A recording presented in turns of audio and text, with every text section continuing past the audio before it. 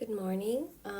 It is currently 5:30, 5:35 to be exact. Excuse me if my voice is a little bit raspy because I just woke up. Anyway, the topic that I'd like to talk about today is the Oberoi HBS case study, which I read yesterday, briefly again after like a few months, and I was still blown away by some key facts, and this is what I want to talk about today. So basically, the quote that really stood out to me was, I think it was by Vikram. I don't know if I pronounced it right, but he is, I think, the CEO in the chairman or CEO in third generation now. And he said the business of luxury is less about cost and more about value. And it's less about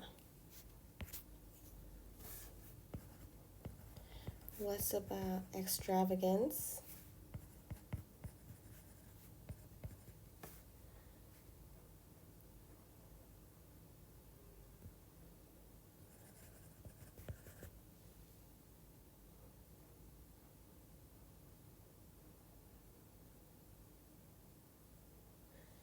and more about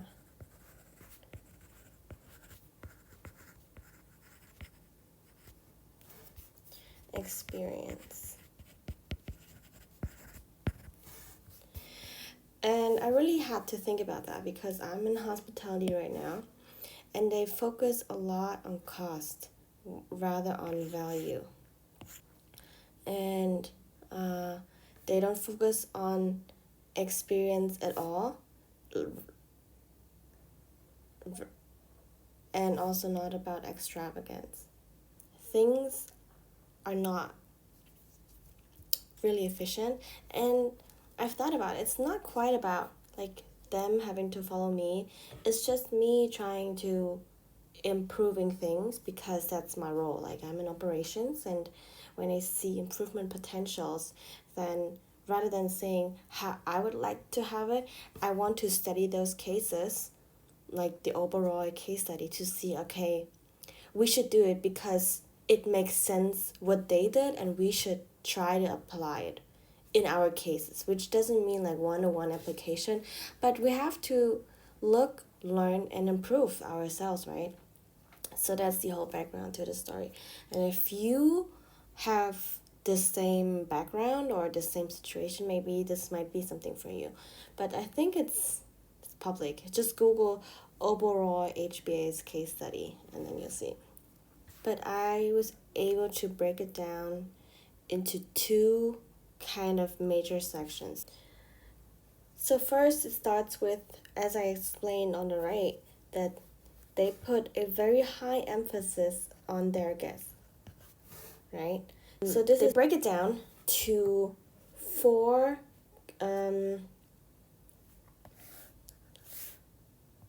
four things in order to serve the guests perfectly. First of all, they would have a warm welcome.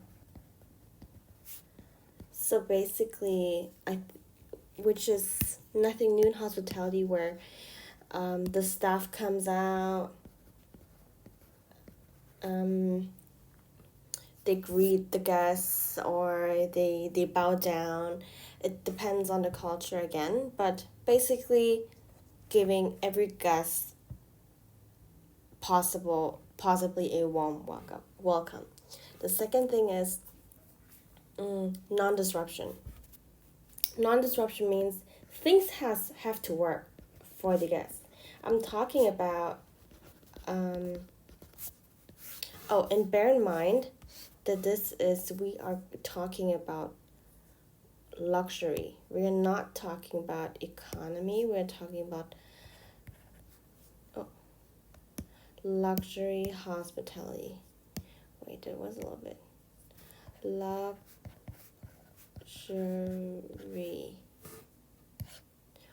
Um, Non-disruption means that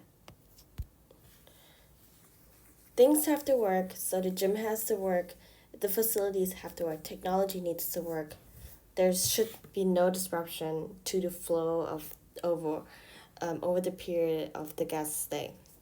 The third, oh, the third point was, let me try to remember because I also have my notes here, but I'm trying to remember what I read yesterday.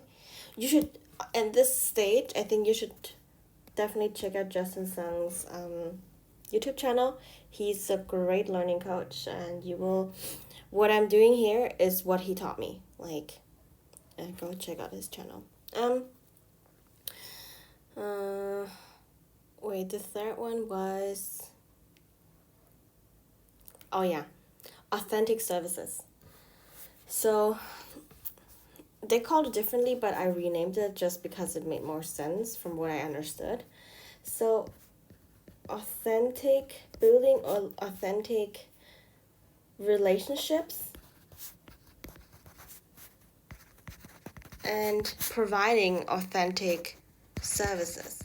So this means that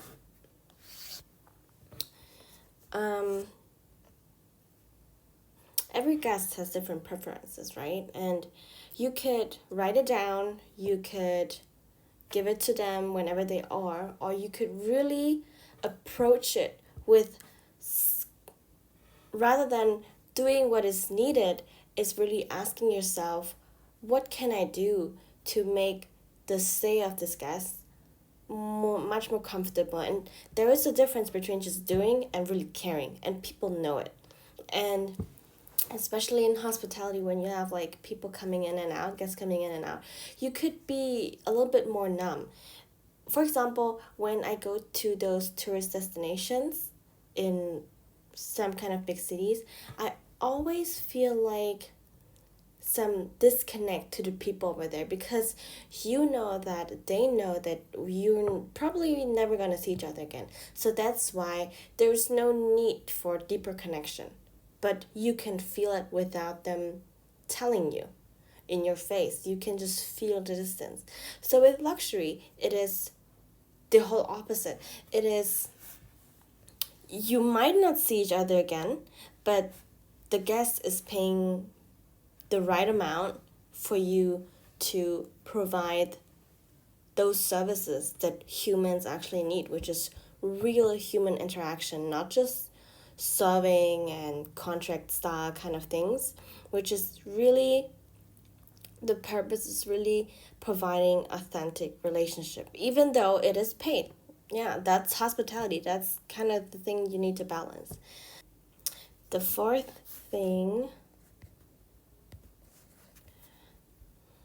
was, of course, if you welcome, then you also have to give a great farewell.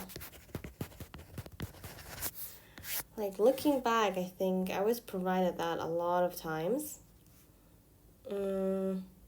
Anyway, back to the topic. Great farewell means not just thank you very much. I think you can try to individualize every kind of experience, meaning you could engage in conversations where you ask the guest non-generic questions, rather than, for example, rather than asking, oh, I hope you liked your stay, were you satisfied with your room? Very generic. You could ask, for example, oh, I saw the other day that you were having a trip to the city. Were you able to find something exciting? Right? And then I feel like this is a question which not every hotel would ask if they really care. So then the guest has the chance to share as much as information as they want to share. But what was, from my perspective, what was more interesting for me was their business strategy. What really stood out to me was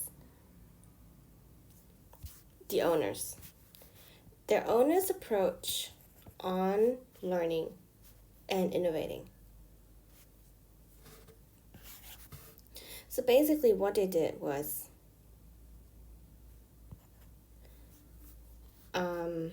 the son of the second generation, that he traveled,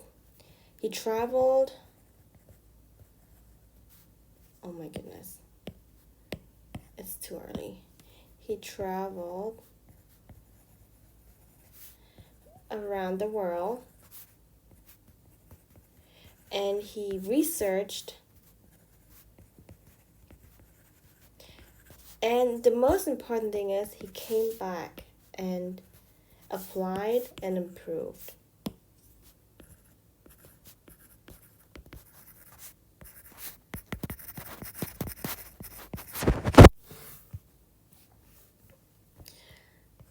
He also, and I would say his application was facilitated by him having the experience of working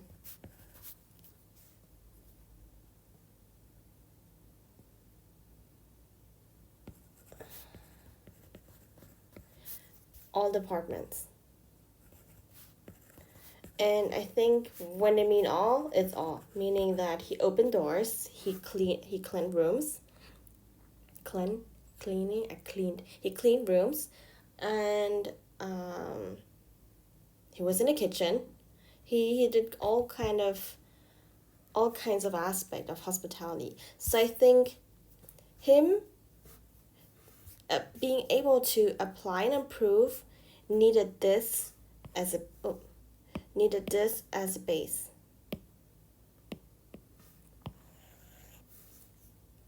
This is crazy. This is the base of, you have the experience and then you come back and you apply and improve, and you are one of the owner's families, so you get to say something. And what was the second one?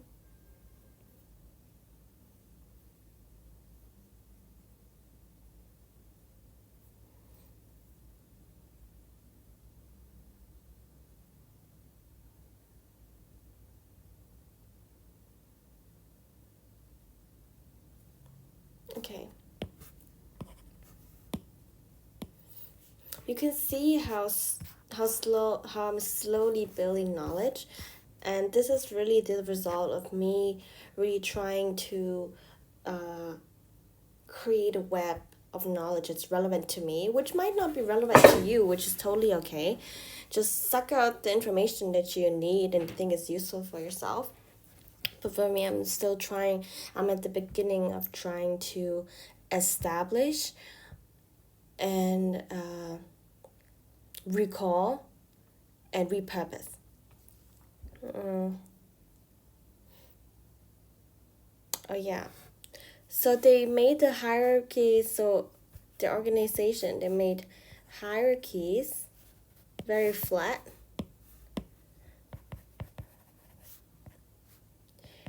Hierarchy. Flat hierarchy, and HR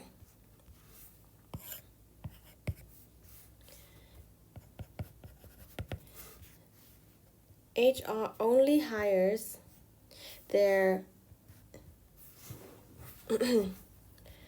their entry hirees were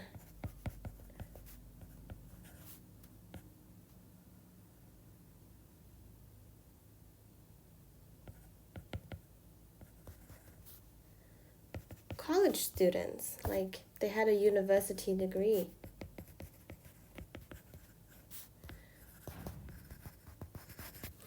Meaning that, and they also needed to have the potential of being a manager. Okay. So what does this mean for us? For me? What's interesting to me is that you could say, oh, entry level, you could like hire anyone. Doesn't matter. And yeah, that's true. you can hire anyone, but then you would also have much more headache because of the training. I don't know how to phrase it properly. Let's just see. So basically,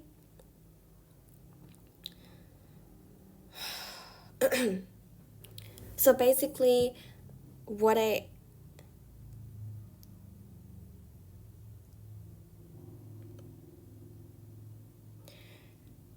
it's like having a plant. Why would you have a plant that doesn't grow into a fruit bearing tree? It's basically just grass, for example. It's pretty to have, but you cannot utilize it as much. So it makes sense to grow fruits and vegetables that it has a potential to grow and to become a fruit bearing tree.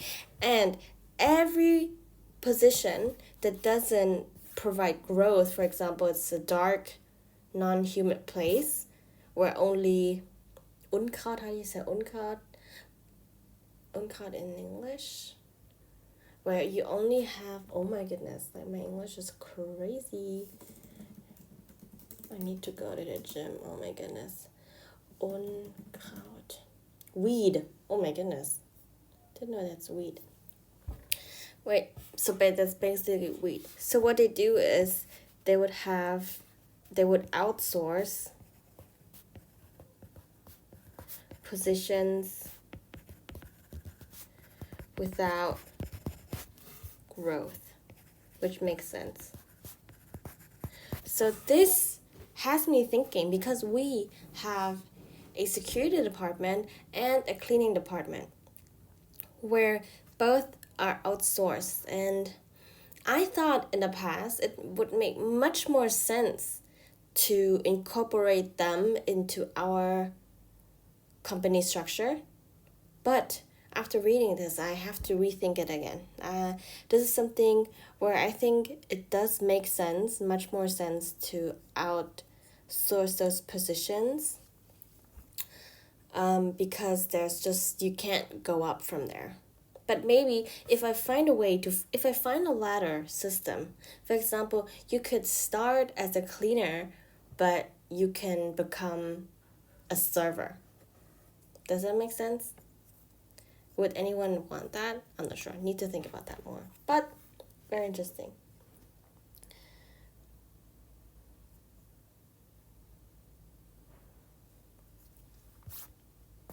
Okay, flat. That was interesting to me. Oh, they do cross functions. Cross functions is something I also thought about, because we are a startup. That means a receptionist cannot just go there, open doors, and say hello. She should also be able to do admin stuff, and also has an overview of the contractor. So basically, I feel like she can do a lot of things rather than just opening doors the whole time. And we're not a hotel where you have like every day 100 new guests coming in. You have normal guests and they can open the door. We're not that ultra luxury. Oh, nor do we have the funds to hire someone who just open doors. But there is a risk of having cross function, and it means that you wanting to have everything and you have nothing. Meaning that when you pay a certain amount of wage, which would be one function, but you require 5 functions, it doesn't make sense for you to pay that much. So do you pay 5 functions or do you pay 1 function? So that is what the problem that I had to solve was. You have a main function, which would be, for example, you are a server. You bring out food and you clean the tables. But you also have a sub-function, meaning that if there are 3 servers and right now it would be make more sense for you to go in behind the bar and make a drink or make some coffee because you have enough servers, but you don't have enough people who make the drinks. Then you go in and you make the drinks. But this only works if you have a supervisor who gives the call. Like you have a Greyhound guy. If you haven't watched the movie, go watch it, Tom Hanks. You need someone who commands, You need someone who commands this. Oh, this is so exhausting. You need someone to command that.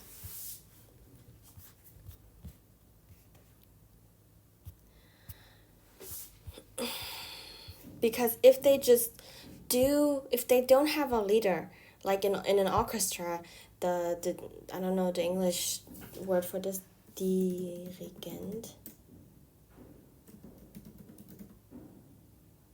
conductor. If you don't have a conductor, it's just no structure at all, and you would be much less efficient than, like, even you would be inefficient with that. So the cross-function thing is something I've experienced as something very tricky because you need good leaders to do that.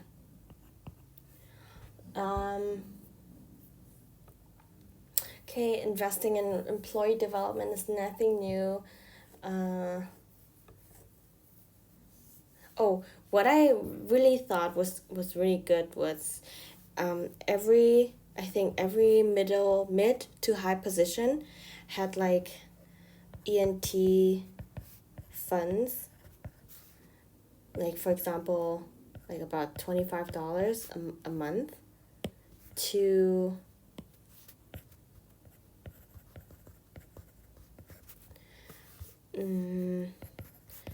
enhance a guest experience. So rather than, okay, if a guest asks, oh, can I have a chocolate glazed apple? And then everyone having to check, like, okay, F&B has to check with finance. Finance has to make the decision even though they know nothing about operations. And then you have to ask kitchen if they can do it, blah, blah, blah, blah. You just, okay, I have this fund, make me this, and then kitchen knows, okay, they book it under like miscellaneous things and then done. Like, it just solves so many problems and it's not a lot.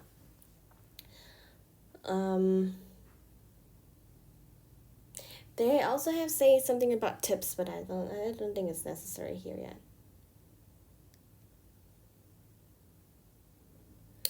Yeah, continuous improvement. So yeah, those are the besides all the standard points of continuous improvement, creating operational standards.